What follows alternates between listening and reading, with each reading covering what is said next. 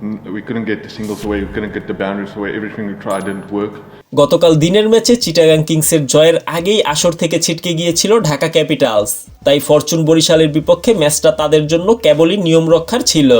এমন ম্যাচেও রূপ বদলায়নি ক্যাপিটালস ব্যাটিং লাইন আপের, বরং মাত্র ৭৩ রানে অল আউট হয়েছে তারা। ছোট লক্ষ্য ৮১ বল হাতে রেখেই পেরিয়ে গেছে বরিশাল। বাজে হারের পর দলটির বিদেশি ক্রিকেটার জেপি কোটজে এসেছিলেন সংবাদ সম্মেলনে, সেখানে জানান কম রানের আউট হওয়ার ব্যাখ্যা। কোটজে বলেন,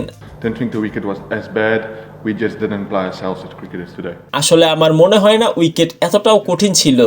দেখবেন যে তারা কিভাবে ব্যাট করেছে, তারা শুরু থেকেই আগ্রাসী ছিল, রান বের করেছে, আর আমরা একের পর এক উইকেট হারিয়ে গিয়েছি। কোনো ব্যাটারি ভালো করেনি, না সিঙ্গেল পেয়েছি না বাউন্ডারি করতে পেরেছি, কিছুই কাজে দেয়নি। উইকেট এত খারাপ ছিল না, আমরাই খারাপ খেলেছি। নিজের ব্যাটিং নিয়ে কোটজে বলেন, ক্রিজে স্টাক হয়েছিলাম, রান বের করতে পারছিলাম না, সিঙ্গেল পাচ্ছিলাম না। মুহাম্মদ নবী স্মার্ট বোলার, আমাকে সামনে আসতে দেখে সে হোয়াইট বল করে দিয়েছে। কিছুটা শক্ত হাতে শুরু থেকে চালিয়ে খেলা উচিত ছিল হয়তো। স্মার্ট বোলিংয়ে নবী আজকে আমাকে হারিয়ে দিয়েছে। He's a very smart bowler, saw me coming and just pushed it a bit wide, so I just think he outsmarted me there as a bowler. Mirpur এবং সিলেটের পিচ নিয়ে কোটজে বলেন, So obviously the pitch plays a role. ২৫০ run আমরা সিলেটে করেছি, সেখানে দারুণ wicket.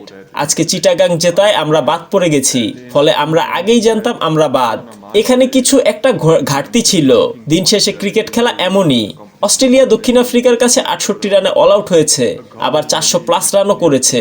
এটাই ক্রিকেট আসলে। Yeah, it's just cricket at the end of the day.